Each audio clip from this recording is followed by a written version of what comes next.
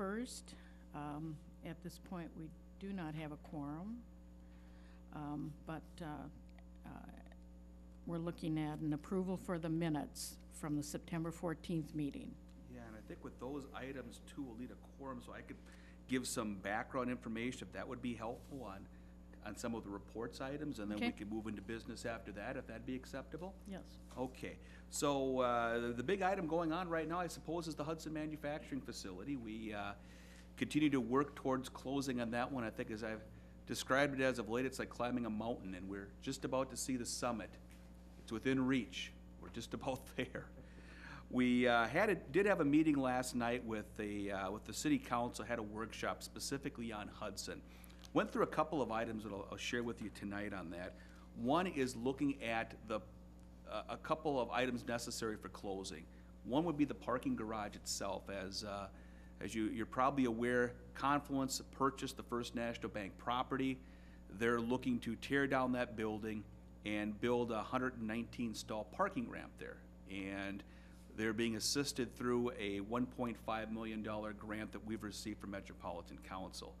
Now, they have asked certain things from us as far as the parking ramp goes. They would own the parking ramp, but it would be open to the public. One of the things that's changed on that is originally they had contemplated opening about 100 spaces to the public. Now they're looking at having the whole thing be completely public, so nothing reserved for anybody else there. They have asked a couple of things from us related to maintenance obligations, as well as some closures that they'd be looking at from time to time. So that's something that we're in negotiations with Confluence right now, so we can come back with a parking use agreement as part of some of the closing documents. The other thing that we've been looking at is the vapor intrusion mitigation plan itself. Now, what this is, again, is a system that is installed within the floor of the building that vents off soil vapors. It's kind of like an HVA system that would actively vent the soil vapors out through the roof so they would not cause a problem for future tenants in the building. This has become a more expensive endeavor than we originally had contemplated for that, and so we had an original bid that we approved back in August at HEDRA for Clean Vapor to do the job for, I think, $443,000 altogether.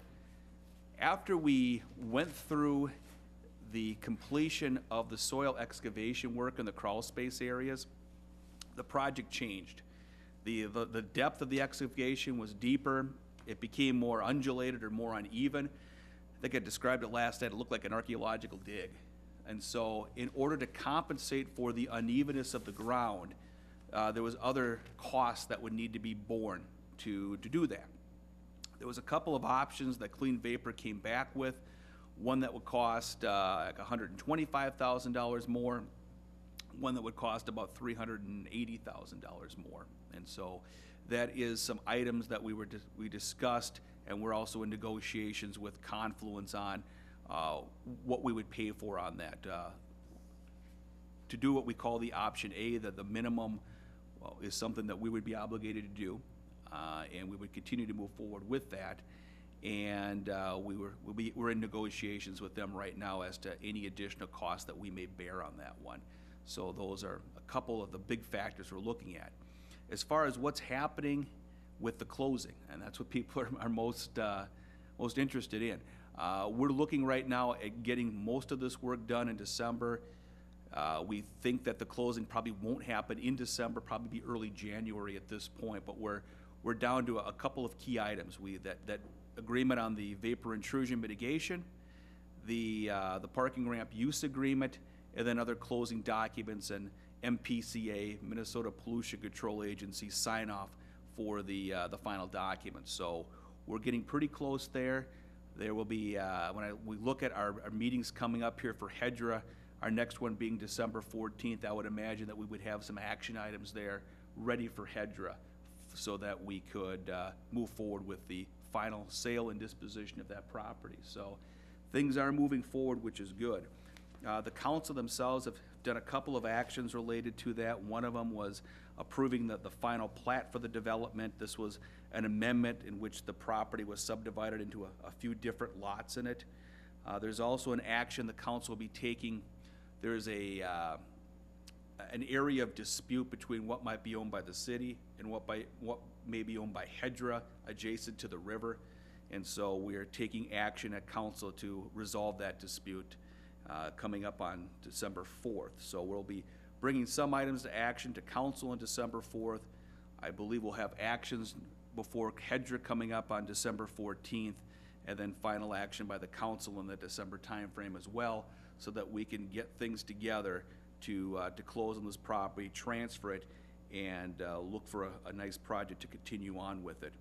One of the things we've also done along with that is we've also submitted a couple of grants to agencies for future environmental funding on that one, a total of about $455,000, split pretty evenly between Minnesota DEED and Metropolitan Council. Now, these grants are intended to be used post-closing. It's a situation very similar to what we did with Art Space, in which we were applying for the grants, issued the grants, but they were used by a private entity, and we reimbursed for those grants. So it would be a similar type of situation here. So that's kind of the Hudson update that we have. There'll be much more to come here at future meetings, and action to take place to finally transfer this and move on. So I can stand for any questions. John, the vapor intrusion mitigation system, that conversation indicated it was between the contractor, Confluence, and the city. Did Stantec weigh in on that? Are they Yes. advising as well? Okay. Absolutely, yes. Stantec is involved in that as well. Okay. All right. If there's no further questions, I believe we do have a quorum here, so we can, if you'd like, Madam Chair, we can go back to the action items on the agenda. Okay. Starting back with the approval of the minutes. Did we have any comments or questions on those? Then we're looking for approval. Motion to approve. We have a first A second. and a second. All those in favor, say aye. Aye. Opposed? Okay, moving on to bills. Okay, looking at the bills we have, I have September, October bills here. Most significant ones, the payment that was approved for Ram Excavating on their payment number 2 for $44,000. That's for the interior soil project. And then some also loan disbursements for different residential rehab loans that we've had. And then a grant reimbursement on the Art Space project were probably the most significant.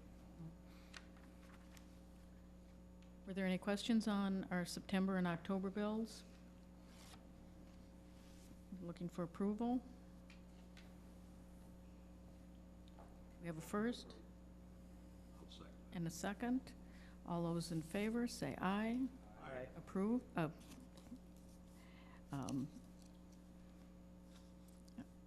Yeah, that's approved. Business.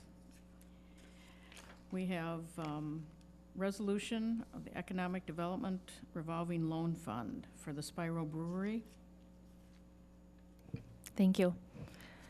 So the Spiro Brewery has submitted a request for a $48,800 loan from the Economic Development Revolving Loan Fund to assist with the construction of stairs and a doghouse, as well as some additional working capital for the property located at 111 2nd Street East. These proposed improvements, as well as the working capital, are eligible improvements under the loan program.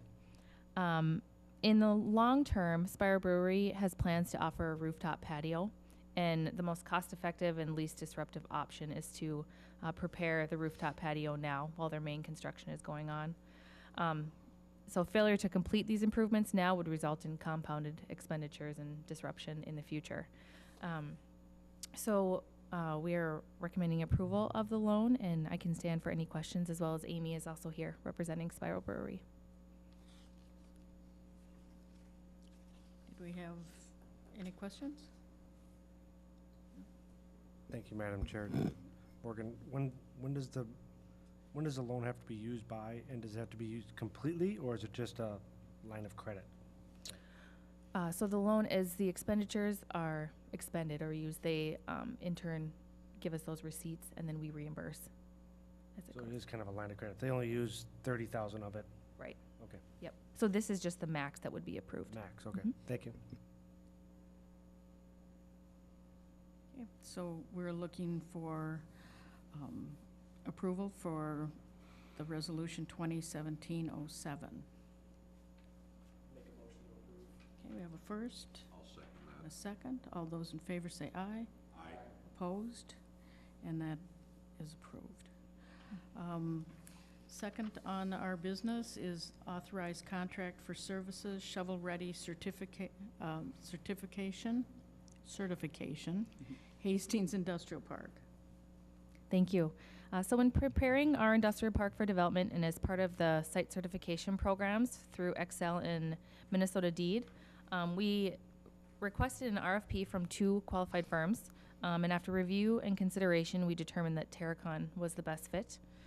I can go through some of a summary of the proposal that they'll be completing.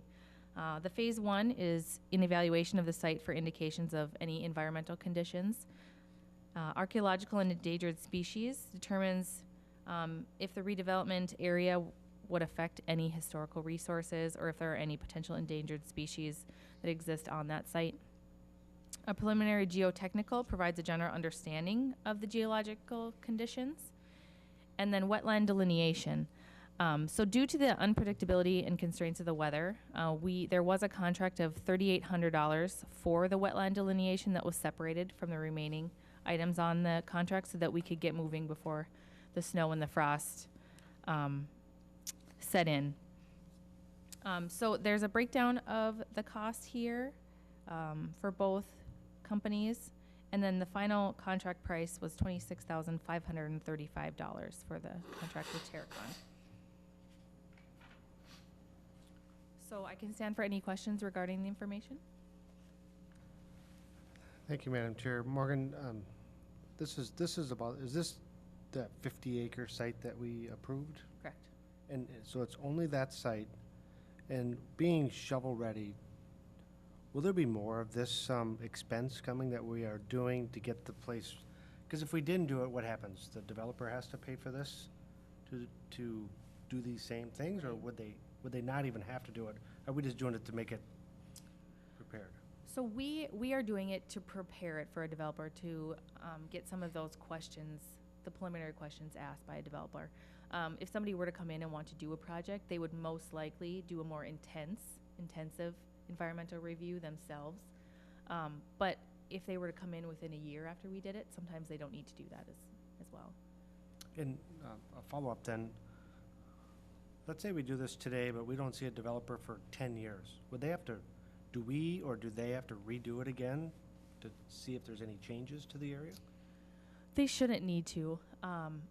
Like, if they were to come in, they would do a more intense anyway if it's 4, 5, 6, 7 years down the road.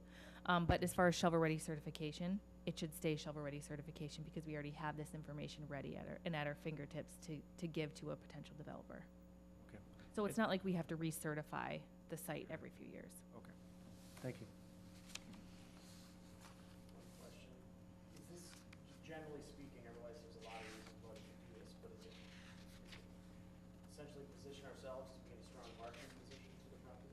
Right. The fundamental Right. basis for the investment? It is. So it allows us, for one, to kind of take those questions away from the developer of the unknowns. A developer is, usually they're very hesitant if they have a lot of unanswered questions. Two, working with Deed and Excel, they market these properties to trade shows and to events, all around the country. So it's kind of 2 extra marketing partners that we have with us as well.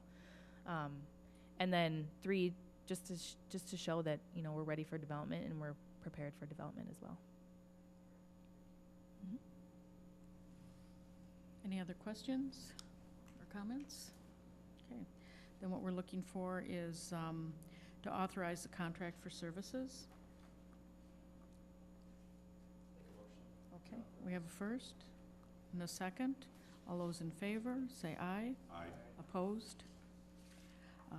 Item C is to authorize payment of special assessments for the UBC building. Sure. As you may be aware, we are the proud owners of the former UBC property located at 4th and Tyler Street. And part of the obligations that we have as the property owner is when assessments come forward from time to time for street improvement projects, we are liable to pay that, as well as any other entity that would be the benefactor of street work. So with the recent reconstruction in the area, we did have assessments totaling $17,000 for the two properties, and we're asking for authorization tonight to pay off those assessments up front. Are there any questions concerning that? Okay, stand for a motion. One question. Yeah. Could you help walk me through, or us through, just, I struggle to see, this seems to be me giving myself a $20 bill. And, you know, it's an odd sort of scenario. It is. I just would appreciate some clarity around, how does this movement of dollars constitute an effective use of them, you know, to the extent that we receive city dollars as, you know, as HEDRA, and then we give some back, and then it's recaptured in the potential sale, or, you know what I mean? Yeah, Just I do. It's probably best characterized more as an internal transfer than anything else. Technically, HEDRA is a separate entity, an ownership entity than the city, so that's the reason why there's a payment here instead of an internal transfer, what we would normally do, transferring it from Fund A to Fund B to cover the cost of it. Because HEDRA technically is a separate entity, we've got to go through this, but HEDRA and the city are so closely intertwined that that's the way it appears. Okay. Thank you. I'll move to pay the assessment. Okay, I have a first, Second? second.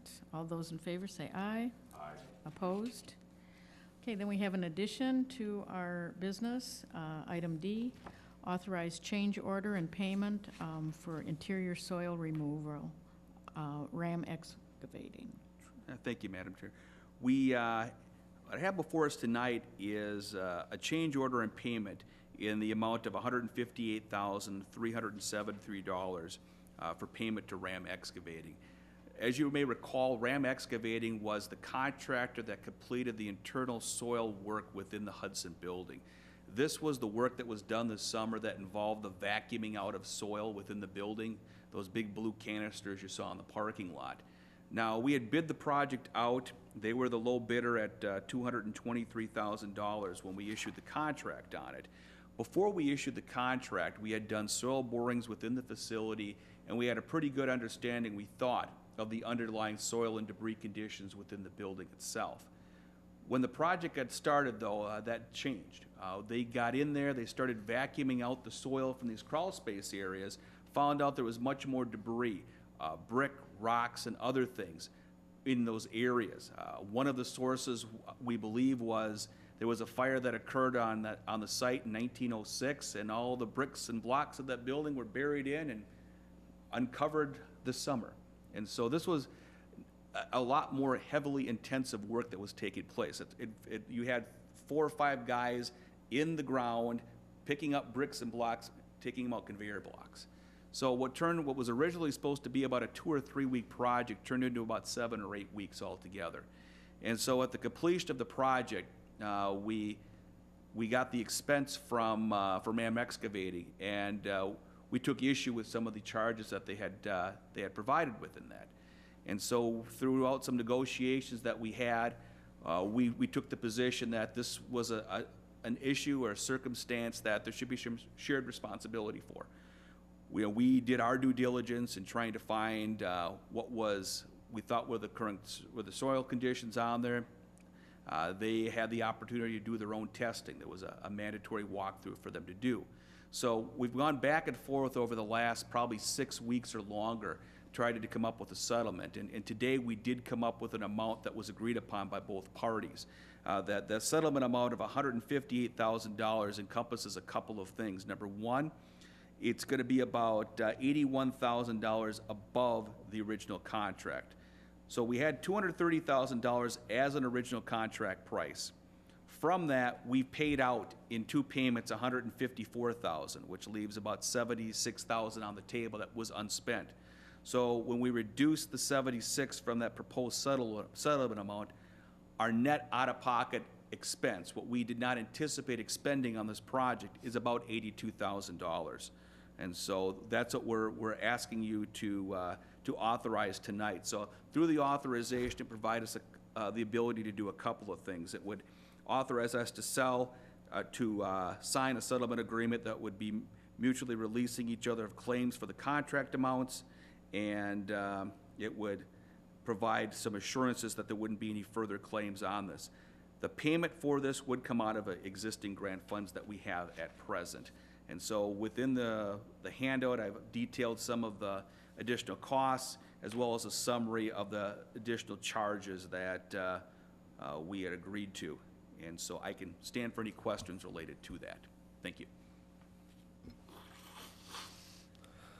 Madam Chair, John, going back to what Scott had asked about, does Stantec have to come in on it and say, you're good to go? Who gives us the stamp saying, there's no more, this is all settled up? Yeah, Stantec has reviewed this, and they are in agreement. And they've been working with us diligently from bringing this down about $70,000 from what the original claims would be. They're really pressing them to provide proof of these different expenses. Thank you. Okay, so we're looking for a motion to authorize change order and payment to RAM Excavating. Make that motion. Okay, Second. we have a first and a second. All those in favor say aye. Aye. And opposed? Motion carries. We're going on to reports and information.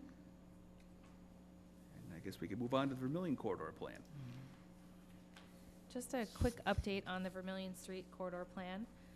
Our consultants are currently preparing a summary of the findings that they had when they met with stakeholders, residents, business owners. So we should have a draft of those findings yet this month, which will also include identification of issues along the corridor and areas of opportunity that were mentioned in those interviews. In early 2018, we'll have a community meeting that will be open to all residents and business owners. And that will focus on gathering the community's thoughts on development ideas and alternatives for the corridor, keeping in mind all of the summaries that they have put together. And then soon after that meeting, we'll have our next coalition meeting. So dates to be determined, but they'll be in early 2018. Okay, and moving on to commercial real estate. Sure, I got a Update. commercial real estate update that CBRE had provided to us within the report itself. When they look at some of the activities over the last month, there hasn't been too much on there. One of the things to note is that the existing contract we have with CBRE expired at the end of October. We opted not to extend that. What we are going to be bringing back forward to HEDRA in the near future are options to provide for real estate marketing and real estate visibility. So we no longer are in contract with CBRE to market the properties, but we will be looking at options which may include going out with an RFP for another real estate firm or other options to better position ourselves for marketing. Madam Chair, quick question. John, this list is only from CBRE. If someone calls the city and you or Morgan or Justin talks to them, is that going on the list too? Or is this only activity that this company has received? That would only be activity that they've done. Got it. So when you say position us for the future, it potentially could be us, and saying, we'll take in all the calls, or find a partner, I should say. It could be, or, Morgan's done a great job at reaching out to folks and getting connections.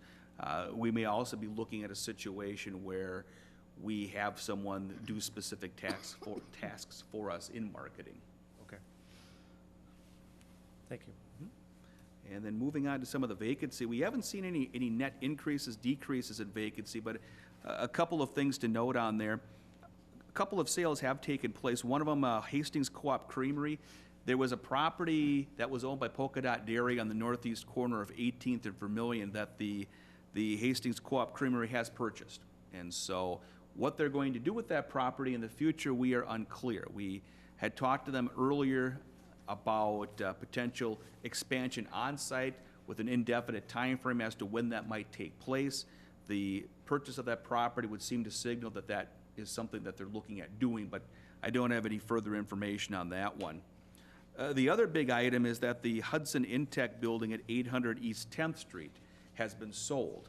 And the purchaser of that building, I've spoken to in the past, purchased the building so that they could subdivide it off into kind of a office warehouse condo type of situation.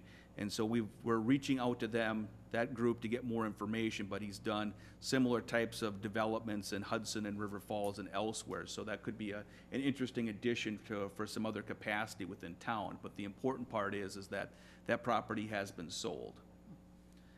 Other things going on, the Meyer Company building downtown is under construction right now. That's been sold, it's being rehabilitated into commercial and residential space and that. We've been talking to some prospective tenants that are looking to go into that, so that looks like that's moving along well. On the Emporium building, Eye Candy Refined appears to be moving across the street there, and they were looking to put some other activities within their building, which is good. And then we also have the information about Target that I think we're all aware of, that's going to be closing in February here. And Morgan has been in contact with Target Corp and really working on what the future for that building or that site may be. And so we'll continue to work on that. As we look at some of the development activity that's going on, we did get authorization from the council to sell the property at Pleasant and Highway 55 to McShane Development for the medical office building. And so they're working through their due diligence items now in anticipation of the transfer. We're going through title work as we speak, and they've also got an application in to rezone the property. So they're getting things set up so they could do construction in the spring on that property. The Lightbourne Properties piece over in the industrial park that we authorized sale, that's well under construction. I was down there about a week ago and they have the foundation poured. And then the industrial park item with the rezoning and comprehensive plan amendment that's in conjunction with our shovel-ready certification was approved, so that's going to be moving forward as well. So that's kind of the update of things that are non-Hudson related. Yes, John, you mentioned with the Hudson Intech building, I thought you said possibly condos in there? Like an office warehouse condo. When I talked to the property owner who purchased the building, he had done that in other places in which he would own the building, lease off portions of it for kind of startup office warehouse type businesses. Okay, we're not talking about condominium. Not residential.